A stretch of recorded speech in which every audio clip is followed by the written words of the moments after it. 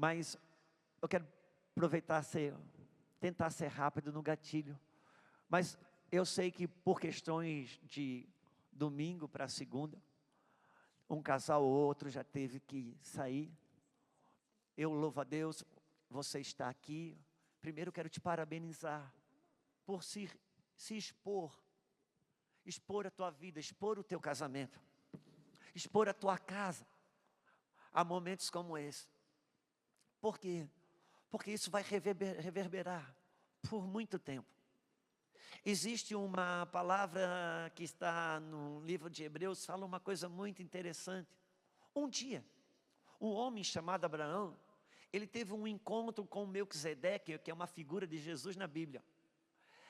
Sabe o que diz?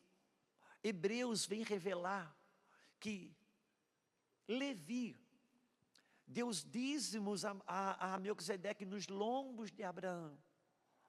Talvez alguns não conheçam o contexto bíblico, mas a tribo de Levi era a tribo escolhida por Deus por ser uma tribo sacerdotal. E todos os dízimos que eram colhidos em Israel vinham para a casa de Levi, para a tribo de Levi. Mas a Bíblia diz que ele deu os dízimos a Melquisedeque nos lombos de Abraão. Só para você entender, Levi era filho de Jacó. Jacó era filho de Isaac. Isaac era filho de Abraão. Um dia o homem Abraão deu um dízimo a Melquisedeque. Deus enxergou que dentro de Abraão, Deus enxergou nos lombos de Abraão, ele enxergou seu filho que nem tinha nascido ainda, chamado Isaac. Depois Deus olhou um pouco mais. Dentro do Isaac estava dentro de Abraão, e ele enxergou Jacó. Depois olhou pouco mais, enxergou dentro de Jacó, que estava dentro de Isaac, que estava dentro de Abraão, ele enxergou Levi. E por causa de um dízimo que Abraão deu em direção ao Senhor, mais tarde, Deus determinou para a vida do tataraneto chamado Levi, que todos os dízimos de Israel veio para a sua casa. Sabe o que significa isso? Quando você dá um passo correto diante de Deus, você eleva um crédito ao céu.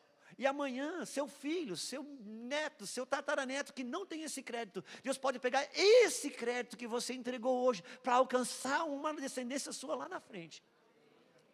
Então, parabéns por ter se exposto a isso, colocado o seu coração aqui, dado esse tempo. Eu vou rapidamente ler uma passagem que está em 2 Reis, no livro de 2 Reis, no capítulo 5. 2 Reis, no capítulo 5. Se você puder prestar atenção nessa fala, ela é um pouquinho extensa, mas vai valer a pena. Diz assim: Naamã, comandante do exército do rei da Síria, era grande homem diante do seu senhor e de muito conceito, porque por ele o Senhor dera vitória à Síria. Ele era herói de guerra, porém leproso.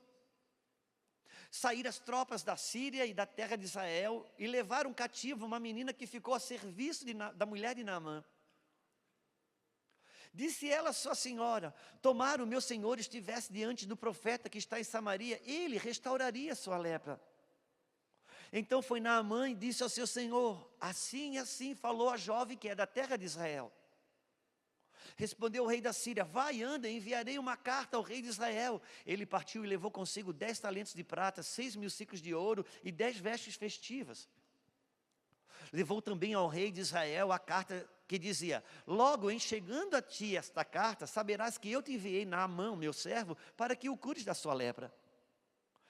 Tendo lido o rei de Israel a carta, rasgou as suas vestes e disse: acaso sou eu Deus com poder para tirar ou dar a vida? Para que este envie a mim um homem para curá-lo de sua lepra? Notai, pois, e vede que ele procura pretexto para romper ou entrar em guerra comigo. Ouvindo, porém, Eliseu, o homem de Deus, que o rei de Israel rasgara as suas vestes, mandou dizer ao rei: por que rasgaste as tuas vestes? Deixai-o vir a mim, e saberá que há profeta em Israel.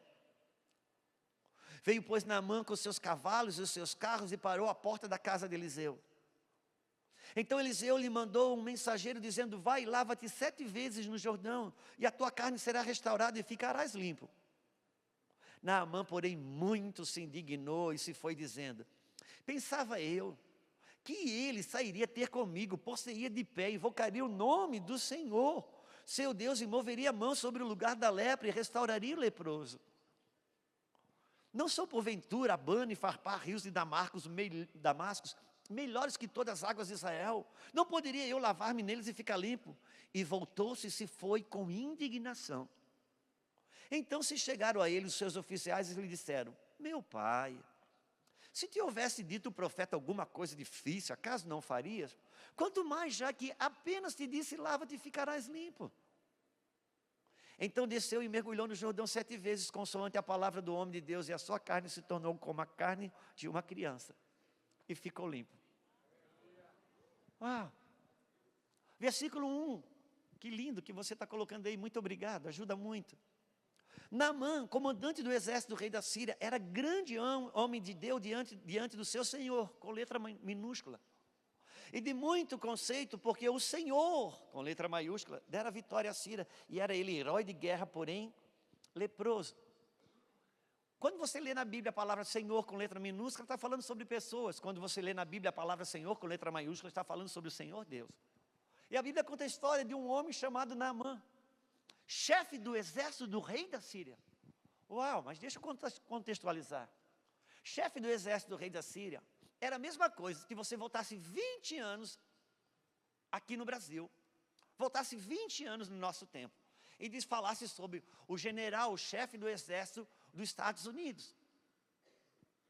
Porque a Síria dominava toda a região, a ponto de que quando o seu rei mandou esse homem buscar cura em Israel, o rei de Israel, que já pagava imposto para o rei da Síria, porque estava subjugado, já pensou, ele está arrumando pretexto para querer mais imposto. Não, a Síria tinha lambido a terra, derrotado todos os exércitos. A Síria era a Síria. Pois bem, só que era o chefe, o general do exército. A Bíblia diz que ele era homem valoroso, de muito conceito, de muito crédito diante do seu Senhor. Por quê? Porque por meio dele o Senhor, Deus dava vitória. Ele saía, não perdia uma guerra. Ele saía, não tinha derrota para aquele homem. E ele voltava, sempre. Você imagina. A roupa de Naamã, o chefe do exército do rei da Síria, era diferente de todas. As patentes eram diferentes. O cavalo de Naamã era diferente. A roupagem do cavalo de Naamã era diferente. Quando o exército do rei da Síria saía, Naamã, ele ia na frente. Ele era um homem valoroso. Todo mundo queria ser amigo de Naamã. Ele tinha os maiores seguidores, ninguém batia Naamã. Nem no Instagram, nem no Twitter, nem no Facebook, ninguém batia Naamã. Ele era um cara fantástico, poderoso, de muito conceito. Todos os dias ele saía com aquela cavalgadura fantástica. Toda aquela roupagem, aquela indumentária invejável. Mas quando ele chegava em casa, que ele começava a tirar toda aquela indumentária, que ele fazia tão poderoso, de tanta visibilidade, notoriedade diante de todos, ele olhava no espelho e ele se via leproso.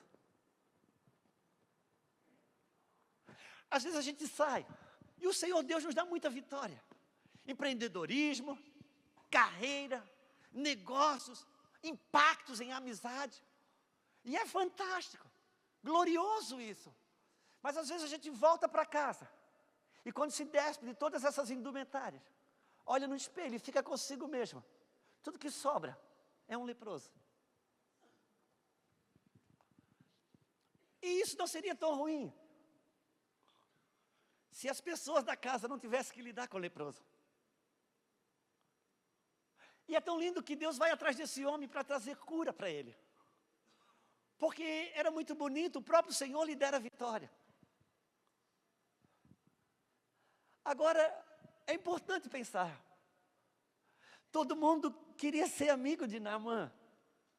Ele era valoroso, mas em casa. Para os da casa, sabe quem sobrava? Sobrava o leproso. Às vezes a gente sai, tem muitas vitórias, é fantástico, mas quando volta para casa, os da casa, para os da casa, sobra o leproso.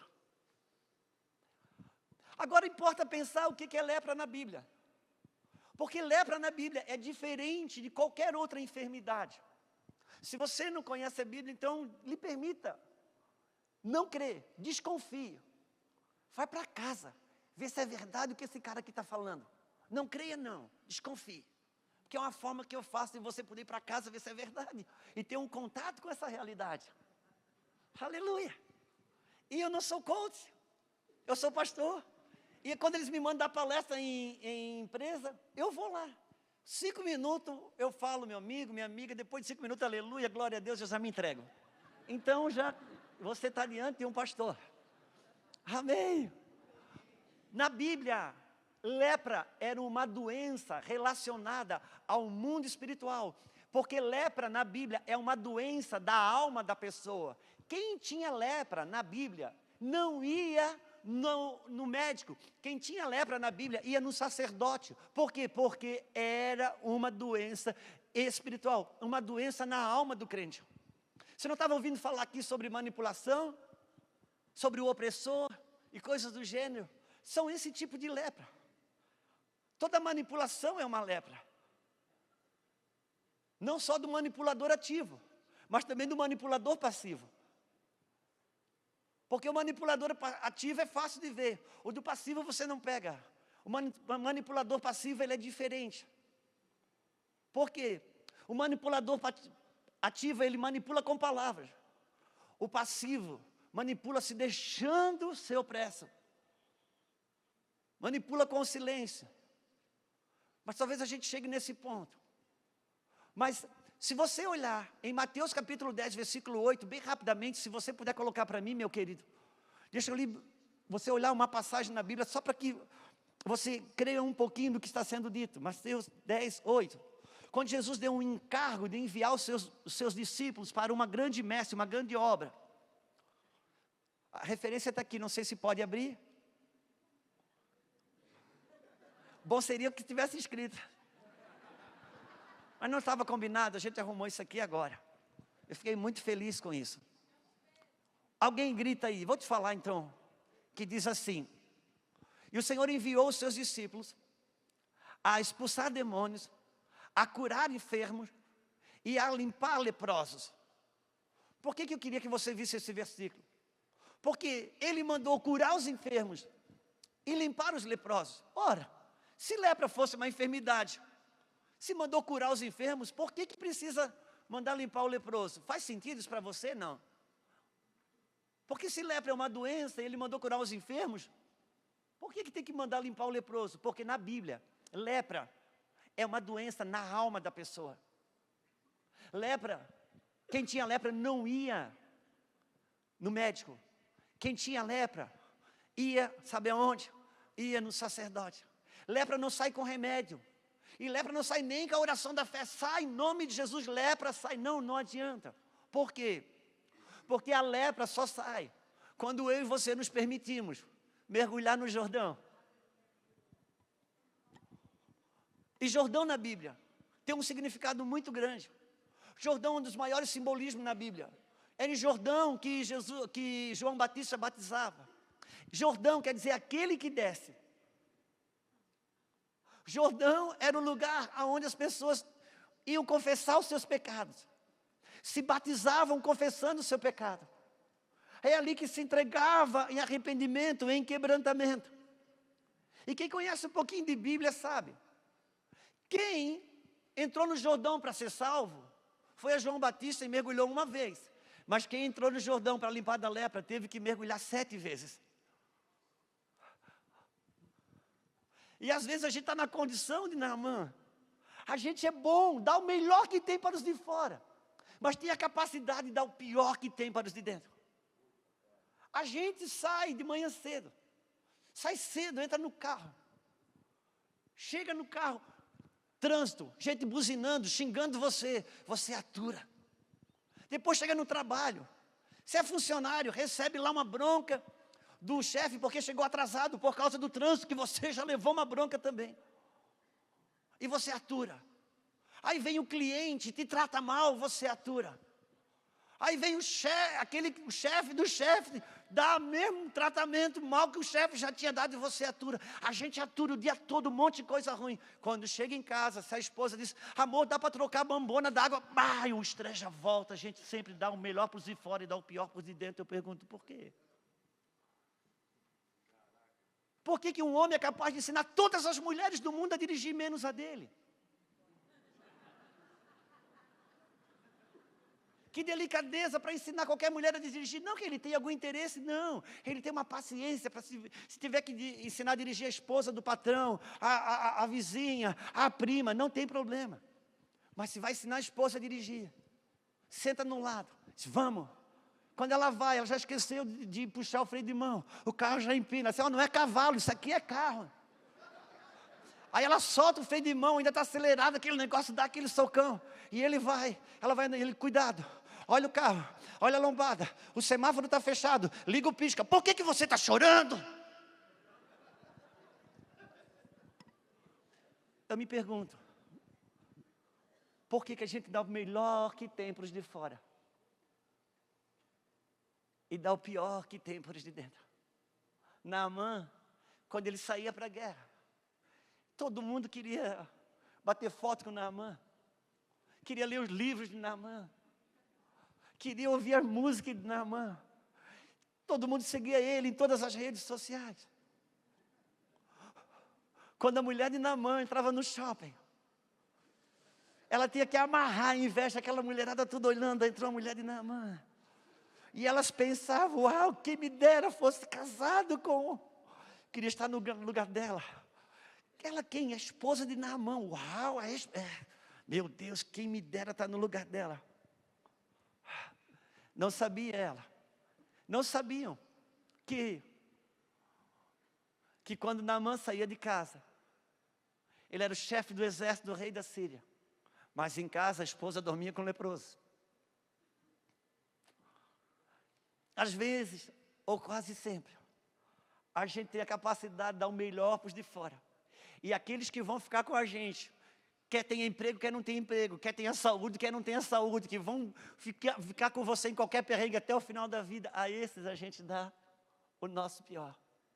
Mas sabe o que é lindo? Deus foi atrás desse cara. E não foi para arrancar as medalhas dele. Não, foi para curar sua lepra. Para quê? Para que Naamã fosse tão desejado dentro de casa quanto era fora. Deus está me perseguindo e perseguindo a você. Para que a gente seja em casa tão desejável quanto é fora. Tão avivado em casa quanto é fora. Esse é o trabalho de Deus. Então ele arrumou uma pegada. Naamã sai para guerrear contra uma parte de Israel. Ele traz uma menina para ser escrava, aquela mais próxima. Não está escrito, eu vou inventar agora, é um direito que eu tenho, que eu estou com o microfone na mão.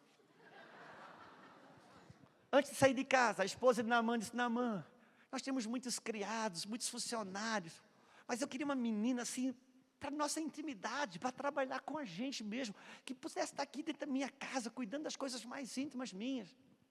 Uau! Naamã, quando dá uma investida contra Israel, ele olha aquela menina israelita e diz, vou levar para casa.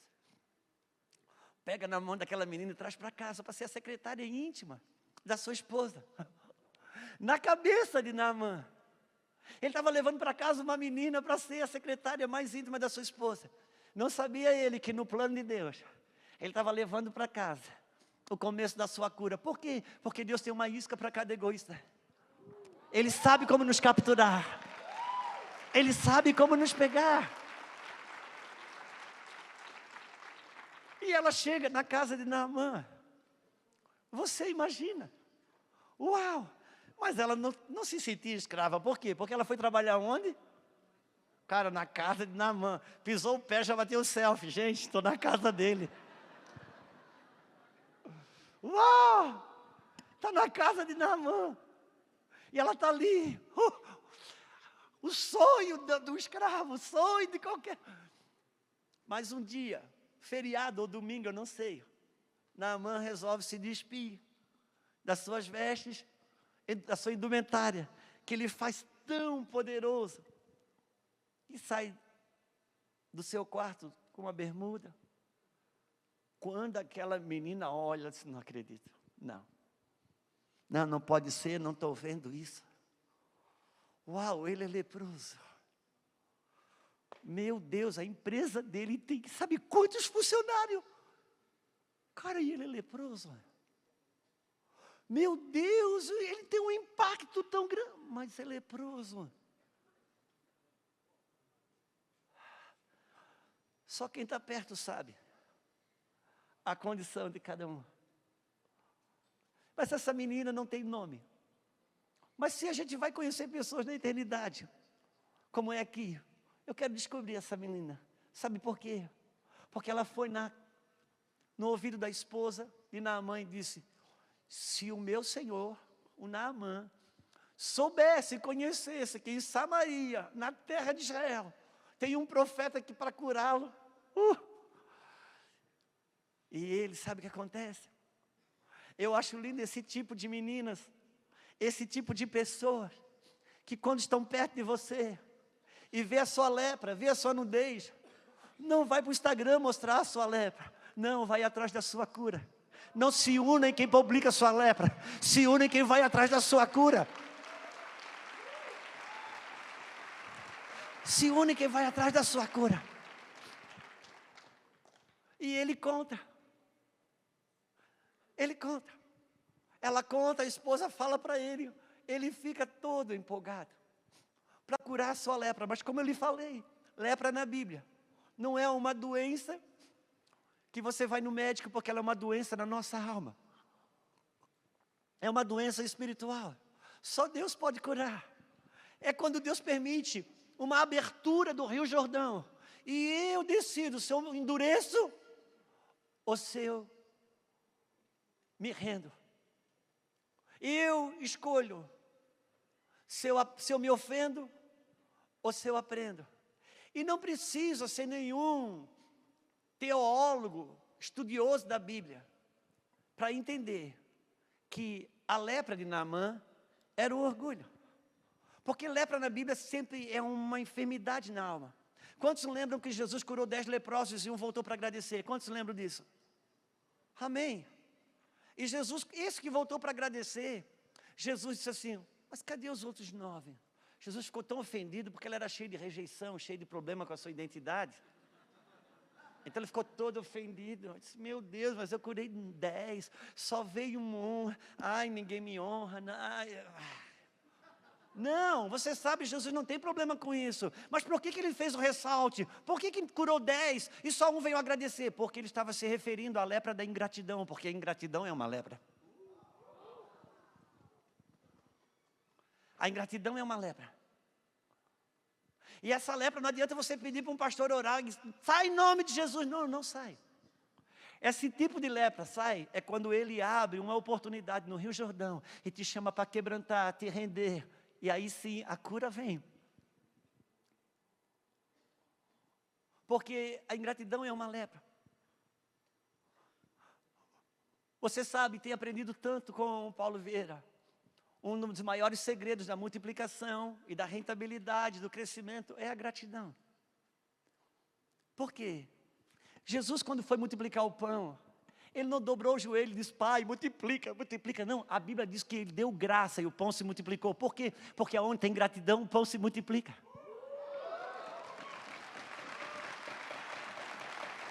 Aonde tem gratidão, o pão se multiplica. Mas a ingratidão é uma lepra. E assim como a gratidão é a matéria-prima da multiplicação, a ingratidão é a matéria-prima da redução. E ela tem um filho chamado murmuração. Quanto mais eu reclamo do meu carro, mais ele estraga. Quanto mais eu reclamo da minha esposa, pior ela fica. Mais eu reclamo da minha equipe, mais pior ele fica. Por quê? Porque a murmuração tem um poder de diminuir, assim como a gratidão tem o poder de multiplicar. Agora não adianta você ter ingratidão, vai no médico que não tem cura para o médico. E nem adianta você buscar alguém com oração forte e dizer ingratidão, sai em nome de Jesus. A ingratidão não sai. A ingratidão sai quando eu reconheço uma luz que acende sobre ela. É ele abrindo um Jordão para me quebrantar e me render. E a cura vem porque ele foi atrás daquele homem. E não precisa ser nenhum teólogo para saber que a lepra de Naamã era o orgulho. E você sabe, você já deve ter ouvido isso falar. Orgulho é igual mau hálito, quem tem não sabe. Então, assim, não adianta você dizer para mim que eu tenho orgulho. Não adianta, eu não vou enxergar isso. Não adianta eu querer arrancar orgulho de você, não dá. Para você arrancar orgulho de alguém, você não pode ter nenhum. É por isso que só tem um que pode tirar. Aprendei de mim, porque sou manso e humilde de coração. Então é no mergulho no Jordão, é as oportunidades que Deus dá para você se quebrantar ao invés de você endurecer. Porque eu escolho se eu aprendo ou se eu me ofendo. E aí ele tinha, e esse homem era um homem de fé. Porque ele creu na palavra da escrava, mano. Ele creu na palavra da escrava. E baseado nessa fé, ele foi falar com o rei dele. E o rei dele disse, fica tranquilo, eu vou escrever uma carta para o rei de Israel. Se a cura está lá. E ele, crendo, ele creu na palavra dela, da menina. E pela fé ele foi até o seu rei. O rei escreveu uma carta para o rei de Israel. Ele, pela fé, ele foi até o rei de Israel. E o rei de Israel disse, cara, está louco, eu não sou Deus, eu não tenho cura, não. Mas o profeta em Samaria disse, manda esse cara aqui. E ele, pela fé, foi na casa do profeta. Mas quando ele chegou lá, deu um problema muito sério. Por quê? Porque o profeta mandou um garoto de recado receber ele. E dizer, olha, mano, mergulha 7 vezes no Rio Jordão que você vai ficar curado. Rapaz, aquilo foi horrível, foi terrível para ele. Por quê? Porque Deus estava trabalhando a lepra dele, e a lepra dele era o orgulho. Eu não sei se dá para colocar o versículo 11 do 2 Coríntios 5, ou se agora já não dá mais. Se tem, dá para colocar? Só para ver se dá para a gente recuperar. Segundo Reis 5, versículo 11, o mesmo texto no versículo 11. Eu não sei se é o 11 ou o 9. Se dá, me dá um ok. Se não dá, não tem problema não. Vai dar? Vamos lá. Naamã, porém, muito se indignou e foi dizendo, pensava eu. Irmão, ele começa a falar com ele mesmo. Porque orgulhoso, chega uma hora que ele não conversa com mais ninguém, ele só fala com ele, é incrível. Pensava eu que ele sairia ter comigo, pôr-seria de pé, invocaria o nome do Senhor, seu Deus, moveria a mão sobre o lugar da minha lepra. Deus, Ele não vai se unir à sua lepra, Ele vai se unir à sua cura. Não queira a mãozinha em cima da lepra, porque Ele está buscando cura. Ele está buscando cura. E ele ficou muito indignado, foi embora. Por quê? Porque quando ele foi para a casa do profeta, ele achou que ia ter um tapete vermelho para ele chegar. Uma coisa de Itamaraty para Itamaraty. A banda de Israel tocando um hino nacional da Síria. Não. Ele mandou um garoto de recado. Ele ficou muito indignado. Quem esse cara pensa que é? Quem esse pastor pensa que é? Chega do nada aqui. Quem ele pensa que é? Sabe qual é o problema? Ele ia perdendo a cura. Por que ele ia perdendo a cura? Porque ele estava indo até o profeta, como general do exército rei da Síria. O profeta estava esperando o leproso.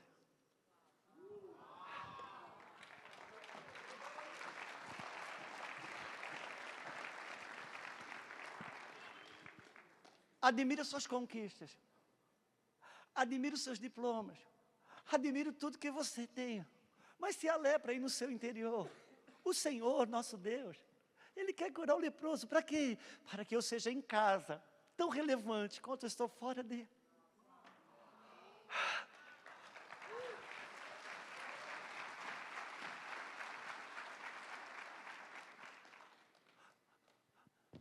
Eu prego conferências. Sexta, sábado, domingo. Sabe, Paulo, às vezes eu vejo Deus fazer coisas comigo pregando, que quando eu entro no avião, eu penso assim, será que eu não sou assim um membro da Liga da Justiça, alguma coisa. Será que eu não sou um super-homem? Sei lá. Quando eu chego em casa, minha esposa não está esperando o pastor, o pregador, o conferencista. Ela está esperando o marido, que pergunte como ela está, que tenha sensibilidade para saber que ele ficou viajando e ela ficou enterrada dentro de casa às vezes. Quando eu chegava em casa, eu chegava como um pregador, como um pastor. Nossas filhas estavam esperando o pai. Eu encontrava a Sara, e a Sara, quando eu chegava em casa, a Sara assim, olha pai, você está vendo? Eu digo, estou. Mas você está vendo mesmo? Estou. Está lindo, filha. Mas o pai está vendo? Estou. O que o pai está vendo? Você está linda. Pai, você não está vendo? Aqui? O que foi, Sara? O que? Pai, eu fiz as duas sobrancelhas. Estou exatamente igual, o mesmo tamanho. Digo, uau, filha.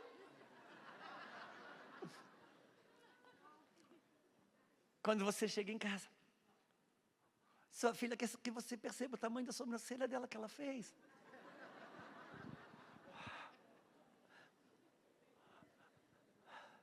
Minhas medalhas do lado de fora. Pouco vale dentro de casa. O que vale dentro de casa é quando eu me dispo das minhas indumentárias. Se tem saúde para minha família desfrutar, ou se é o leproso que ela tem que lidar.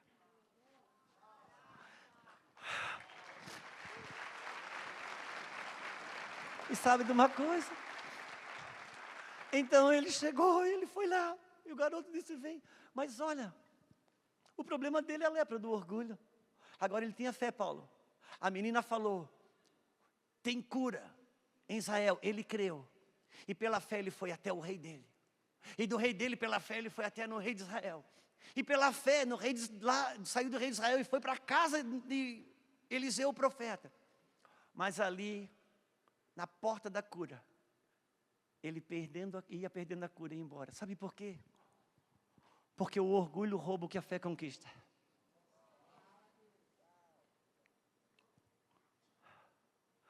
Hoje já não tem a ver com tanto que sabemos, mas com tanto que nos rendemos àquilo que já sabemos. Por isso nosso Deus, Ele abre oportunidades para o Rio Jordão. O que é o Rio Jordão se abrindo?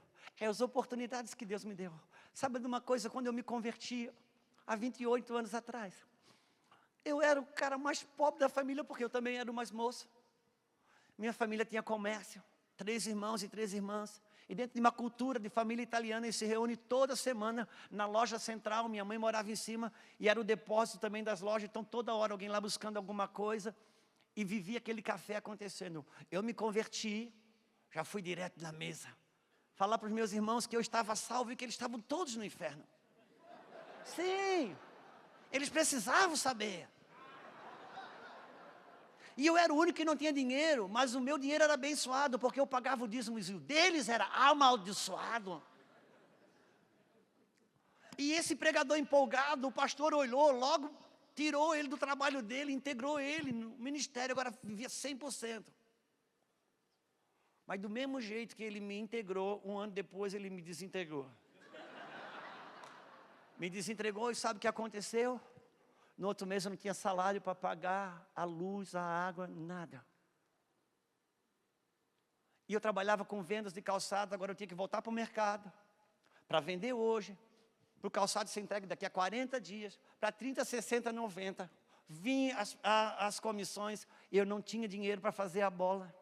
Graças a Deus que eu tive uma grande ajuda financeira para isso. Da onde veio? Do dinheiro amaldiçoado dos meus irmãos.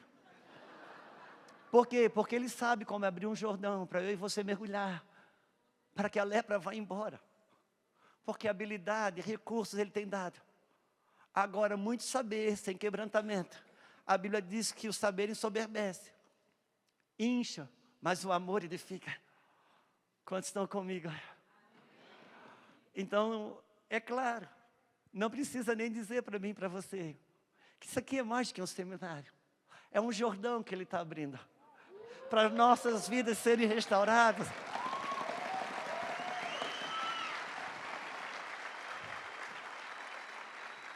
Eu lembro, assim que eu comecei a pregar, com o microfone na mão, gritava dizendo, quem tem depressão é porque nunca teve um encontro com Jesus, e tal.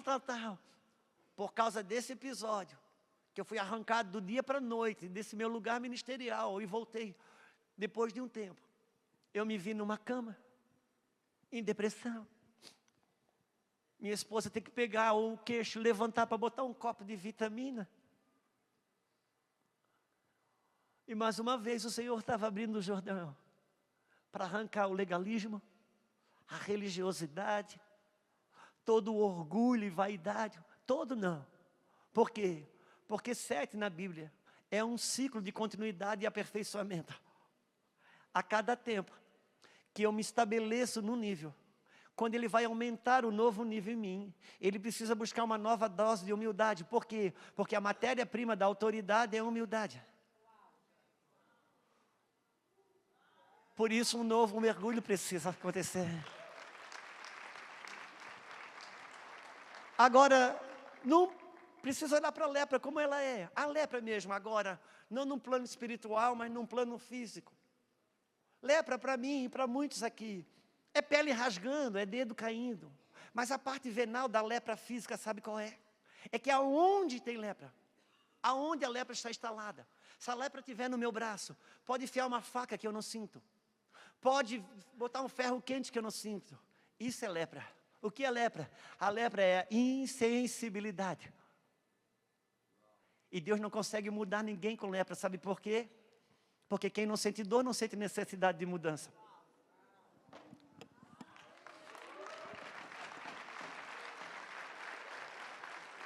Por isso, se você está aqui, marido, se você está aqui, esposa, talvez você seja a pessoa que sofre mais, sente mais dor. E você pensa, Deus, toca na vida do meu marido, toca na vida da minha esposa. Deus tem negócio primeiramente com você. Por quê? Porque Ele começa com aquele que sente dor. Sabe uma coisa? Às vezes o próprio Deus cria um sistema de dificuldade na nossa vida. Sabe por quê? Porque a pior de todas as prisões é não sentir mais o peso da algema. Às vezes Ele aperta a algema para que exista um grito de dor. E Ele pega aquilo como oração. E de algum jeito Ele vem, nem que seja pela menina da escrava de Israel. Mas Ele, muito indignado, Ele foi embora. Ia perdendo a cura. Ouça, tem muitas bênçãos, muitas respostas, muitos favores, muitas oportunidades, que já bateram a nossa porta, só não puderam entrar, sabe por quê? Porque não veio do jeito que o nosso orgulho determinou que deveria vir. Teve braço que foi estendido de ajuda, mas eu não veio por quê? Por causa do meu cunhado, dele eu não recebo. Por causa daquela pessoa, eu não recebo. Por causa de determinadas formas eu não recebo. Por isso Ele levou Naamã para mergulhar. Mas sabe o que é lindo disso tudo? Alguém disse, Naamã, meu Senhor, se fosse uma coisa tão difícil que Ele tivesse pedido, você faria. Nós gostamos de coisas complexas. A gente passa a mão em R$2.000 e paga uma consulta para o médico e dizer, toma 2 litros d'água por dia, balanceia a sua alimentação, durma bem e caminhe 1 hora por dia. Pega, bobo, paga. Não, a gente quer saber a última descoberta da medicina. Se fosse coisa tão difícil, meu irmão, você passar a mão agora no WhatsApp e mandar um oi, um joia, como vai?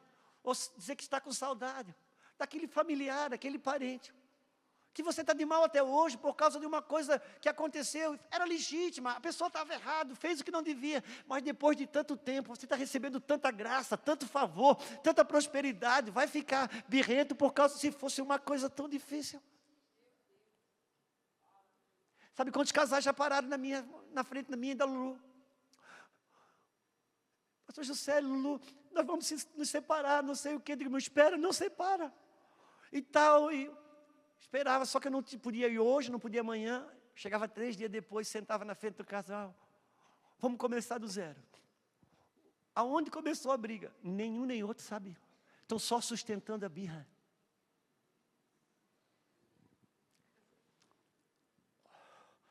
Você me deixa ler um versículo bíblico para você e eu vou tentar acabar em 10 minutos? Vou tentar acabar em 10 minutos. Não, não é frescura não, eu quero realmente, sei que tem muita coisa gloriosa acontecendo aqui, e eu preciso muito voltar, então eu preciso fazer a lição de casa bem feita. 1 Coríntios, capítulo 7. 1 Coríntios, capítulo 7.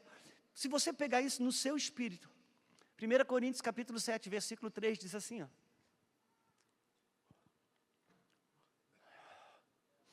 O marido, está na tela, o marido concede à esposa o que lhe é devido, é dívida. E também, semelhantemente, a esposa ao seu marido, o que lhe é devido, é dívida. A mulher não tem poder sobre o seu próprio corpo, que sim o seu marido. E também, semelhantemente, o marido não tem poder sobre o seu próprio corpo, e sim a mulher. Não vos priveis, não vos prive um ao outro, salvo talvez por muito consentimento, por algum tempo, para vos dedicar à oração, a uma viagem, seja o que for, mas novamente vos ajunte, para que Satanás não vos tente pela vossa Isso é mais do que sexo. Entenda o princípio. Aqui, por quê? Porque está falando que o marido deve dar à esposa que lhe é devido, e a esposa o que lhe é devido. O que lhe é devido? A dívida que existe, o compromisso que existe por causa da aliança de casamento. Por causa da aliança de casamento.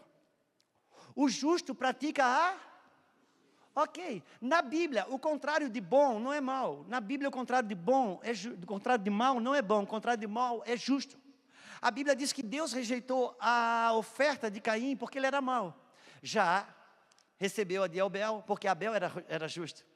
Porque o justo pratica Por isso, o que é justiça? Dá ao outro o que lhe é de direito. Por isso que tem tradução que diz que o marido deve dar à esposa o que lhe é de direito. De direito, o direito que confere a aliança. Porque isso é praticar justiça. Praticar justiça é dar ao outro que lhe é de direito. Logo, num plano de Deus, o casamento, o marido dá à esposa, não aquilo que ela merece, dá à esposa aquilo que lhe é de direito pela aliança, porque isso é a prática da justiça. Só que diz, no tocante à vida íntima, não vos prive um do outro. O corpo dele não é dela, o corpo dele é dela, o corpo dela não é dela, é dele. Isso não está dizendo, olha, deita aí que a Bíblia diz que o teu corpo é meu. Não, porque isso não é senso de posse, é senso de pertencimento. A Bíblia está dizendo para o homem, o teu corpo é só para sua esposa. Quando você se vestir é para sua esposa, o olhar sensual é para sua esposa, o olhar romântico é para sua esposa, a tua mão, os teus olhos é para sua esposa. Você não pode dar a mais ninguém, porque é dela e ela da mesma sorte. Quando se arruma para o marido, os seus olhos é para o seu marido. É senso de pertencimento e não de posse. Mas vamos avançar um pouco mais. Diz que os dois, se ele se separar, que seja de comum acordo por um tempo, mas precisa voltar. Voltar para que o diabo não entre aonde? Na incontinência. O que seria incontinência? Para entender incontinência, é melhor você entender ou pensar sobre continência. O que é continência? A grosso modo, continência é aquele negócio que um oficial faz para o outro, no quartel, quando eles se encontram, amém? Eu acho aquilo um abuso. O cabo vai entrar aqui no gabinete do sargento, porque o sargento chamou o cabo. O cabo abre a porta, pois não, sargento, sim senhor, e o sargento, sim senhor. Cabo, vai bater uma copa disso aqui para mim? Pois não, senhor. Quando ele está saindo, cabo, pois não, senhor. Aí tem mais uma folha. Aí, cada vez que se encontra, que exagero é esse? Isso é continência. Cada vez que a corporação individualmente se encontra, eles batem continência. Nessa continência, cada um tem um reconhecimento do lugar que cada um ocupa no corpo e recebe honra e respeito. Isso é continência. Mas a Bíblia diz que se você for incontinente, o diabo entra na incontinência. E isso não está falando sobre sexo. Está falando sobre um princípio da lei relacional. Que quando você demora muito, priva o outro o acesso. Não é só privar o acesso do beijo, do sexo, não. É o acesso de poder responder uma mensagem, é o acesso de olho no olho, é o acesso de almoçar junto, de estar junto. Às vezes o casal está na casa, um está na sala, outro na cozinha, manda mensagem. Meu irmão, não prive o acesso, porque muito tempo na incontinência, o diabo entra na incontinência. Então ele diz, não vos prive, para que o diabo não venha, porque se o diabo entrar na incontinência, o que acontece? A gente simplesmente começa um movimento, que a gente vai perdendo a lubrificação relacional, aquele azeite vai indo embora, começa um processo de insatisfação, começa um processo, e sabe de uma coisa? Você já viu o sentimento de você ter aquela pessoa que você, por causa de uma ofensa, um desgosto, você dá meio que um gelo nela, e daqui a pouco você vê, não consegue mais voltar. O diabo usa alguém para falar para você que ela fez uma coisa que você não gosta, e vai usar alguém para falar para ela que você fez uma coisa, e quando você vê, daqui a pouco você pensa assim, eu vou até falar, mas quando eu encontrar essa pessoa, eu vou falar isso, eu vou dizer mais verdade para ela. E a gente está com tudo construído. E quando encontra essa pessoa, às vezes encontra, senta, toma um café, faz aquela conversa boba preliminar. Você não quer mais brigar, não tem mais nada para dizer, por quê? Porque você só quebrou a incontinência, o diabo foi. Quantos entendem o que estamos dizendo? Por isso, eu pratico a lei da continência. Desde os primeiros anos de casamento, quando eu entendi isso na Bíblia. Então, quando eu vou sair de casa, eu beijo a Lulu, bato continência. Se as meninas vão para o colégio, beijo o pai e a mãe, bate continência. Quando volta do colégio, beijo o pai e a mãe, bate continência. Se eu vou sair, eu beijo a Lulu, beijo as meninas, bate continência. Se a Lulu vai sair de casa, beijo o Juscelio, beijo o marido, beijo as filhas, bate continência. Para que o diabo não entre na incontinência. Uau, que lindo, parabéns, pastor Juscelio. Parabéns, não, meu irmão. Por quê? Porque quando a Lulu faz as coisas que eu gosto, está tudo certo, bater continência é fácil. Mas quando ela faz o que eu não gosto, quando ela faz o que eu rejeito, e você sabe quando que você fica chateado. Você não fica chateado com uma coisa nova que o teu cônjuge faz. Você fica chateado com aquilo que ele repete. É isso que deixa a gente odioso. É isso que deixa a gente odioso. Só que sabe de uma coisa? É difícil. Porque quando ela faz alguma coisa que eu não gosto, sabe o que eu digo? Aí eu preciso sair, sabe de uma coisa? Eu digo, oh, amor, estou saindo. Aí quando eu chego perto do carro, eu digo, cara, eu sei que o diabo entra na incontinência. Isso não é pregação, não é discurso, não é narrativo. Isso é uma lei espiritual. Então eu volto. Eu volto, cara, vou lá pelo menos dar um beijo e tal. Aí, não, mas aí é desaforo também, de novo. Não. Aí eu volto. Não, mas não vou dar. Não, aí ela vai ter certeza que ela está certa. Não. Aí eu digo, mas eu tenho que achar um escape. Sabe o que eu faço, Paulo? Mas eu sou pastor.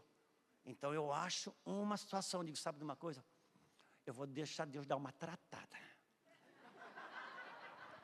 Porque a alma, toda alma é manipuladora. Mas a do crente é pior, Camila. Sabe por quê? Porque o crente, quando manipula, espiritualiza.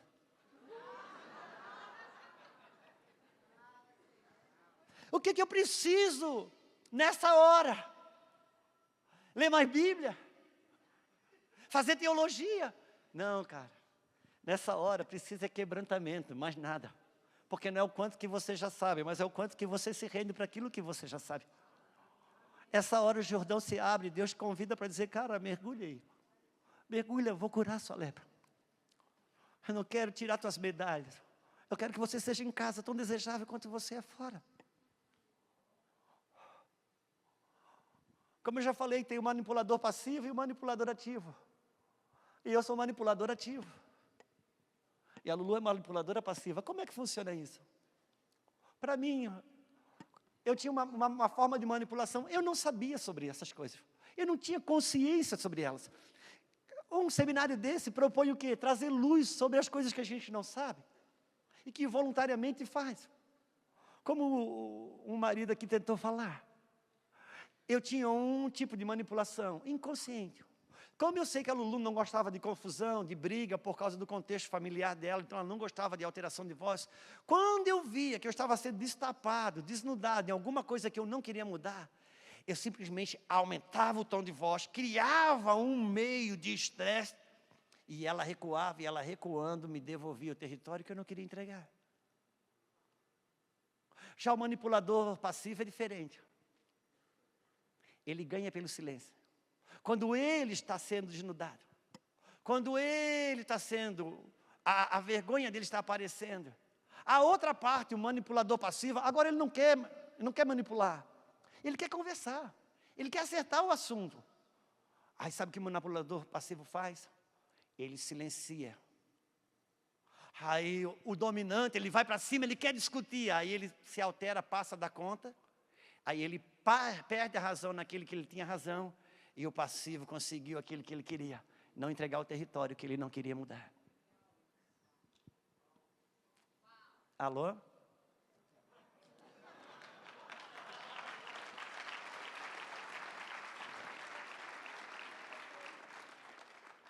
Seja passivo, seja ativo. Seja o nome que você quiser dar.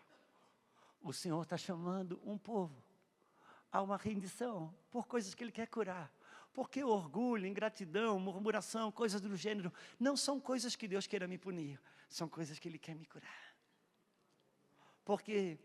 Mas por que eu tinha dificuldade? A Lu não conseguia entender por causa desses problemas, sabe, Ari? Eu não conseguia chegar a dizer para ela, Lu, sabe de uma coisa, você tem toda a razão. O que você está falando está certo. Eu estou fazendo esse estresse todo, arrumando desculpa aqui e lá, porque eu estou tentando tampar isso.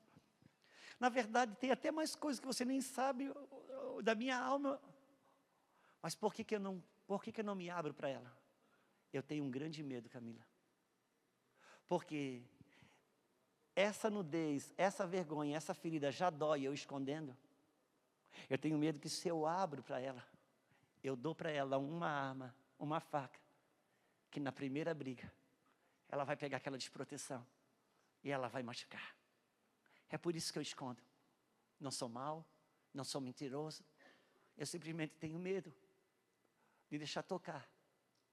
Mas deixa eu lhe dizer uma coisa. Se ele está abrindo o Jordão, se joga.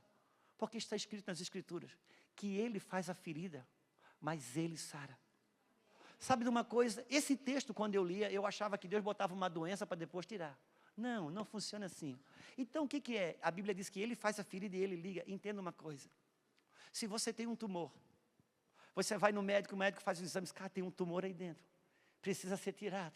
E como que tira isso? Eu vou ter que te operar. Não, mas eu morro de medo. Não, fica tranquilo. Eu vou te ferir, mas eu vou te ligar. Eu vou tirar o tumor e eu vou te ligar. Mas você já parou para pensar que a gente tem mais medo da cirurgia, do médico que me cura, do que o tumor que está me matando? Então deixa Deus te tocar. Ele corta, Ele tira e Ele sara. Deixa Ele tocar.